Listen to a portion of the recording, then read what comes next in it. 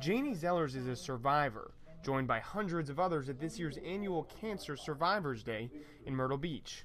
She's beaten cancer not once but twice. In 1997, Janie was first diagnosed with breast cancer. It was very devastating because after the first time of having the breast cancer, I thought that my encounter with cancer was over, but I was mistaken. I was faced with it again in 2006. Less than 10 years after Janie's first diagnosis. I was told then by my doctor that I had to have immediate surgery and had to have chemotherapy, but he could not promise me anything because it was just that bad.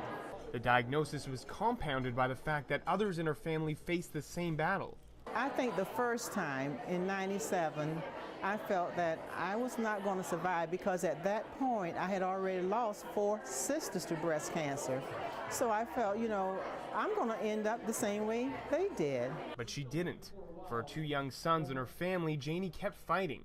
There were periods of fear, but that's when Janie says she dug down deep inside and found her inner strength. I said, hey, you know what? It's not all about dying. It's about surviving. It's about living. 7 years after her second diagnosis, Janie stands on this stage, talking to others about her journey, so other cancer survivors know they are not in this battle alone. But fear is a choice.